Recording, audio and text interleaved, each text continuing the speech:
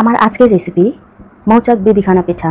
আর এই পিঠার প্রধান বৈশিষ্ট্যই হচ্ছে অসংখ্য ছিদ্রযুক্ত হবে আর অনেক সফট আর মোলায়ম স্পঞ্জি হবে, যেটা মুখে দিলেই মিলিয়ে যাবে। এত নরম তুলতুলে বিবিখানা পিঠা যেটা একবার খেলে বারবার খেতে মন চাইবে। পারফেক্ট পিঠাটা কিভাবে আপনারা ঘরে খুব সহজেই বানাতে পারবেন সেটাই আজকে আপনাদের সাথে শেয়ার করব। হ্যালো, আসসালামু আলাইকুম এভরিওয়ান, সবাই কেমন আছেন? আশা করি ভালো আছেন। আজকে বিবিখানা মৌচাক পিঠা আপনাদের সাথে শেয়ার করব খুব সহজভাবে। হাতে 1 থেকে 1.5 ঘন্টা সময় থাকলে এই পিঠাটা আপনিও বানিয়ে নিতে পারবেন ইজি প্রসেসে। ভিডিওটা ভালো লাগলে লাইক কমেন্ট শেয়ার করার অনুরোধ রইল। তাহলে কথা না বাড়িয়ে চলুন মূল রেসিপিতে চলে যাই। এই পিঠাটা বানাতে আমাদের প্রথমেই ক্যারামেল করে নিতে হবে। তাহলে চলুন ক্যারামেল কিভাবে করবেন একটু দেখিয়ে দিচ্ছি। প্রথমেই আমি কড়াইতে 1 কাপ চিনি দিয়ে দিলাম। 2 থেকে 3 টেবিল চামচ পানি দিয়ে এটাকে অল্প আঁচে বসিয়ে রাখবেন। যখন দেখবেন চিনিটা গলে ফেনার সৃষ্টি হয়েছে আর সাইড থেকে কালার আসা শুরু করেছে, তখন নাড়াচাড়া করবেন। এর আগে নাড়াচাড়া করার কোনোই দরকার নেই। তারপর নেড়ে চেড়ে এটাকে গোল্ডেন ব্রাউন কালার করে নিতে হবে। এই পর্যায়ে কিন্তু বেশি কালার আনা যাবে না, তাহলে আমাদের পিঠাটা কিন্তু তেতো হয়ে যাবে। অবশ্যই জিনিসটা খেয়াল রাখবেন।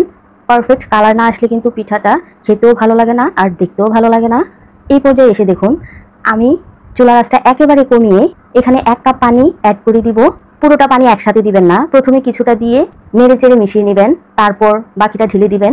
একসাথে যদি দিয়ে দেন তাহলে এটা ছিটকে এসে আপনার হাতে পড়ে ঠোসা পড়ে যেতে পারে। এই জিনিসটা একটু লক্ষ্য রাখবেন। এই পর্যায়ে এসে শিরাটাকে আমরা অনেকক্ষণ যাবত ফুটিয়ে ঘন করব না, শুধুমাত্র 1 থেকে 2 মিনিট একটু কুক করে চুলার আঁচটা বন্ধ করে একটা সাইডে রেখে দিবেন। এদিকে দেখুন একটা মিক্সিং বলে আমি 2টা রুমের স্বাভাবিক তাপমাত্রায় থাকা ডিম দিয়ে দিলাম। অবশ্যই ডিমগুলো যদি ফ্রিজে থাকে তাহলে 15 মিনিট আগে নামিয়ে রাখবেন, তারপর ইউজ করবেন। এখানে আমি লবণ ইউজ করলাম 1/4 চা চামচ, অথবা আপনার স্বাদ অনুযায়ী অ্যাড করে দিবেন। এখানে আমি ফ্লেভার দিয়ে দিলাম, আপনারা ভ্যানিলা ফ্লেভার দিয়ে দিবেন 1 চা চামচ। এখন ভালো করে এটাকে ফেটিয়ে নিতে হবে যেন কোনো লাম্পস বা দলা না থাকে। এখন দেখুন তেল ইউজ করব আমি 1/4 কাপের থেকে কিছুটা কম। এখন এগুলোকে ভালো করে মিশিয়ে নিব যেন উপরে ভাসমান অবস্থা না থাকে। মিশানো হয়ে গেলে এখানে আমি শুকনো উপকরণ একটা চালনির মধ্যে দিয়ে চেলে নিব। অবশ্যই চালনির মধ্যে দিয়ে চেলে দেওয়ার চেষ্টা করবেন, এতে করে কিন্তু কোনো লাম্পস বা দলা থাকবে না, খুব সহজেই আপনারা মিশিয়ে নিতে পারবেন। প্রথমে এখানে আমি আধা কাপ দিয়ে দিলাম ময়দা, আর যেই কাপ দিয়ে মেপে আমি ময়দা দিয়েছি ঠিক একই কাপ দিয়ে মেপে আমি এর অর্ধেক দিয়ে দিলাম কর্নফ্লাওয়ার। 1 চা চামচ দিয়ে দিলাম বেকিং পাউডার আর আধা চা চামচ দিয়ে দিলাম বেকিং সোডা। অবশ্যই মাপটা ঠিক রাখবেন। আর 10 টাকা দামের গুঁড়া দুধের প্যাকেট আমি এখানে 2টা ইউজ করেছি। আপনারা যদি প্যাকেট ইউজ করতে না চান তাহলে এখানে 2 টেবিল চামচ দিয়ে দিবেন। এখন চেলে দিতে হবে। অবশ্যই সবগুলো একসাথে দেওয়া যাবে না, 2 থেকে 3 বারে দিতে হবে। আমি প্রথমে অর্ধেকগুলা চেলে দিয়ে দিলাম। এখন এগুলো ভালো করে মিশিয়ে নিব। এখানে আমি একটা কাঁটা চামচের সাহায্যে মিশিয়ে নিচ্ছি। আপনারা চাইলে এখানে হ্যান্ড উইক্সও ইউজ করতে পারেন, অথবা আমার মতো চাইলে কাঁটা চামচ দিয়েও মিশিয়ে নিতে পারেন। কাঁটা চামচ দিয়ে মিশালেও কিন্তু অনেক সুন্দরভাবে খুব সহজেই মিশিয়ে নেওয়া যায়। মেশানো হয়ে গেলেই বাকিগুলোও আমি দিয়ে ভালো করে মিশিয়ে নিব। এই যে দেখুন, এই পর্যন্ত যারা ভিডিওটা দেখে আসতেছেন অথচ একটা লাইক দিতে ভুলে গেছেন, অবশ্যই একটা লাইক দিয়ে ভিডিওটা কন্টিনিউ করবেন, কারণ আপনার একটা লাইকে কিন্তু আরও অনেকজনের কাছে আমার ভিডিওটা পৌঁছাবে। কথা বলতে বলতে দেখুন আমি কিন্তু মিশিয়ে নিয়েছি। আর ব্যাটারটা এই পর্যায়ে ঠিক এইরকম হতে হবে। অবশ্যই একটু খেয়াল করেন, এরকম একটা রানি ব্যাটার হতে হবে। এখন আমরা আগে থেকে তৈরি করে রাখা ক্যারামেলের মিশ্রণটা এখানে ঢেলে দিব। অবশ্যই এই পর্যায়ে যেন ক্যারামেলের মিশ্রণটা কুসুম গরম থাকে। যদি ঠান্ডা হয়ে যায় তাহলে একটু গরম করে নেওয়ার চেষ্টা করবেন। এই জিনিসটা আপনি খেয়াল করে ব্যাটারটা গুলবেন, তাহলে কিন্তু পারফেক্ট ব্যাটার আপনিও তৈরি করে নিতে পারবেন ইনশাল্লাহ। প্রথমে আমি কাঁটা চামচ দিয়ে মিশিয়ে নিলাম। এখন কাঁটা চামচটা রেখে আমি একটা হ্যান্ড উইক্স দিয়ে ভালো করে মিশিয়ে নিচ্ছি, কারণ হ্যান্ড উইক্স দিয়ে কিন্তু মিক্স করলে কোনো লাম্পস বা দলা থাকার চান্স থাকে না। এই যে দেখুন আমি স্প্যাচুলার দিয়ে আপনাদেরকে একটু কাছ থেকে ব্যাটারটা দেখানোর চেষ্টা করতেছি ঠিক কীরকম হতে হবে। ঠিক এই পর্যায়ে হলেই কিন্তু আমরা একটা মোল্ডের মধ্যে ঢেলে নিব। আর মোল্ডটাকে কিন্তু আমি আগে থেকেই একটা পেপার বিছিয়ে তেল ব্রাশ করে নিয়েছি, আর তার উপরে কিন্তু ময়দা দিয়ে কোটিং করে নিয়েছি। এতে করে কিন্তু পরবর্তীতে পিঠাটা বাইর করতে সুবিধা হবে, ইজিলি বের হয়ে আসবে, কোনো সমস্যাই হবে না। এই পিঠাটা কিন্তু বানানো একেবারেই ইজি আর খেতে তো অসম্ভব মজার। একবার হলেও বাসায় ট্রাই করবেন, যাকে খাওয়াবেন সেই ফ্যান হয়ে যাবে, বারবার খেতে চাইবে।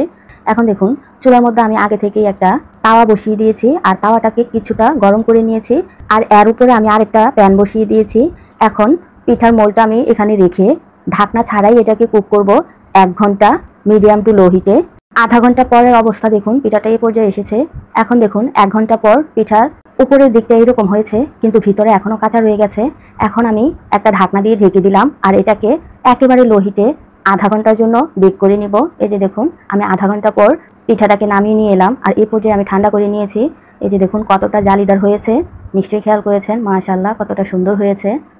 আলহামদুলিল্লাহ।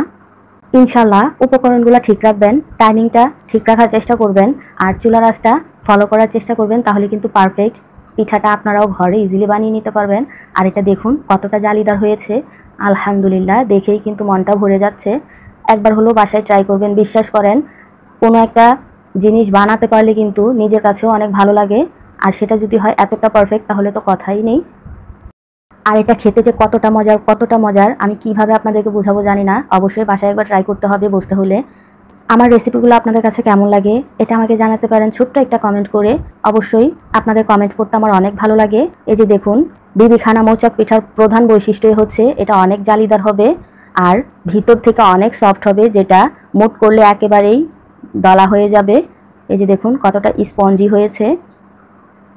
প্রত্যেকটা টিপস অ্যান্ড ট্রিক্স ফলো করে আপনারা পিঠাটা বানিয়ে দেখবেন, ইনশাল্লাহ নিরাশ হবেন না।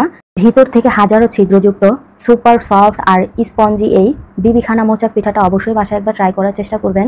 বিশ্বাস করেন, এটা যে একবার খেয়েছে সে বারবার খেতে চেয়েছে। আর এই পিঠাটা বানানো কিন্তু একেবারেই ইজি, তাই না? কথা বলতে বলতে ভিডিওর শেষ প্রান্তে চলে এসেছি। আবারও দেখা হয়ে যাবে নতুন কোনো দিন নতুন কোনো এক রেসিপি নিয়ে। যাওয়ার আগে ছোট্ট একটা আবদার, প্লিজ চ্যানেলটা সাবস্ক্রাইব করে দিবেন। আল্লাহ হাফেজ।